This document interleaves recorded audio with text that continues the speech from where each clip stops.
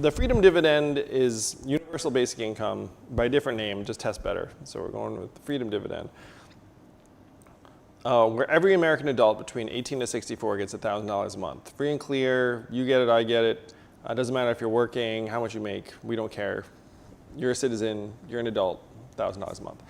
Now, the cost of that is about $2 trillion per year. Now, for reference, our economy is now $19 trillion, and it's grown $4 trillion in the last 10 years alone. We are the richest, most advanced society in the history of the world, and we can easily afford $1,000 a month. So the federal budget right now is $4 trillion, so $2 trillion seems like a very big add. But the great thing about it, this is not a government program, it's just circulating money back to citizens so that we can buy things for our children, repair our cars, go to school, start a business, whatever we want to do. So this $2 trillion, the way it's broken up is that we currently spend between $500 and $600 billion on welfare, income support, disability, et cetera. Current welfare programs are about $500 to $600 billion. Yes. Okay. So if you're going to give everyone $1,000 a month, but they're already getting, let's say, $1,000 in current benefits, then you say, okay, you're already getting it, you're set. Okay. And so this $500 to $600 billion decreases the cost of the freedom dividend by about 25%. Okay, down to $1.5 trillion. Yes. Okay.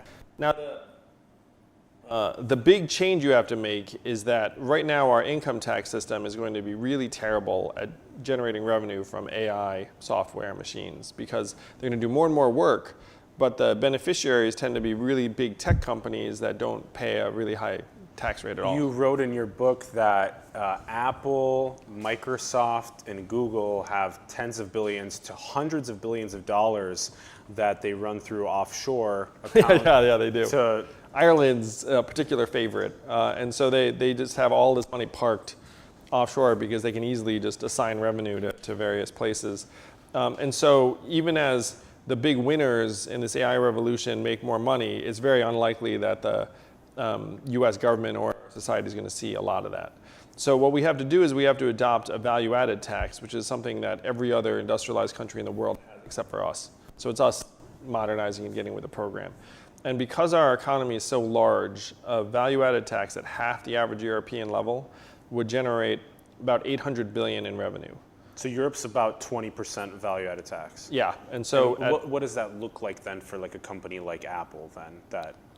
So what would happen is that Apple would be paying a value-added tax at every step of the production process, and then their costs go up by about that amount, total amount. So about 20% more for a MacBook or an iPhone. Well, it'd be about 10%, though traditionally companies end up eating some part of that and then passing some of it along to consumers.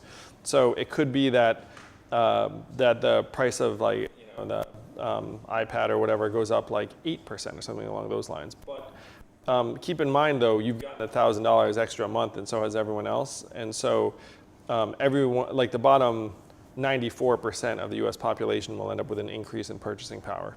But then the question then is, if the items are costing more money, if there is that slight inflation of the cost of the items, then how much is that offset this $1,000 a month that I'm making? Yeah, it'll give me the ability to maybe buy it, but then these normal items like food and water and electricity are how much have they went up, and how much does that take away from my $1,000 that I'm earning? Well, it just depends upon how much you consume, and that's one of the beauties of this system is that the average American is consuming nowhere close to the threshold where they would lose. Again, the bottom 94% of Americans would see an increase in purchasing power. You need to consume an awful lot in order to have the VAT be more than $1,000 a month. And if you're at that apex of society, then that's great. It's great for you. Even the wealthy people I know, and I do know some wealthy people, they prefer a consumption tax regime to something like a wealth tax or even higher income taxes, because what they'll say is, look, I can control my consumption. I can get a slightly smaller yacht or jet or whatever, but I can't control my wealth. And so if you tax my wealth, it's going to make me really mad. But if you tax my consumption, then I'll be like, yeah, that's fine. And again, every other major industrialized country already has it. some at twice the level. So this is something that people are very, very accustomed to. So value-added tax is consumption, which is why people are more okay with it. Yes. Yeah. And so value-added tax at half the European level gets you 800 billion. So that plus the 500 billion gets you up to about 1.3 trillion. Out of the two. Yeah. Now here's the beauty of it, is that if you give people $1,000 a month, they're going to spend it. Right now, 59% of Americans can't afford an unexpected $500 bill. Everyone's really cash strapped and living paycheck to paycheck. So with an extra $1,000, us included, support on patreon.com. The link is below. Yeah, Support Yang 2020. Yeah, I mean, let's do it. It's going to help creatives, artists, entrepreneurs. The Freedom Dividend will be the greatest catalyst to entrepreneurship and creativity in the history of the world. So you put $1,000 a month into people's hands, they're going to spend it, they're going to create things, and it's going to create 4.5 million new jobs and grow the economy by 13% or 2.5 trillion, according to the Roosevelt Institute that modeled this out. So it's going to be this incredible boom, and the US government gets back about 500 billion of that in new revenue, because if the economy booms by 2.5 trillion, of course, the government's going to get its fair share. So that gets you up to 90% of the cost of the Freedom Dividend. And then you get the last couple hundred billion from cost savings to healthcare, incarceration, homelessness services. It gets very expensive when people hit our institutions. Yeah. There's one study that showed that if you give a poor family $1, it'll save us $7.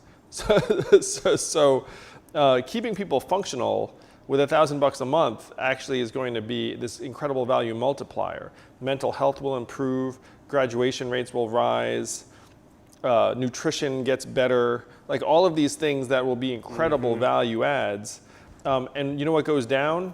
Hospital visits, domestic violence, criminality, like all of these things. So it pays for itself. And what I'm suggesting isn't even aggressive. Like you could say, hey, we're really going to like create this, which we will. But even if you're conservative, this thing's very affordable.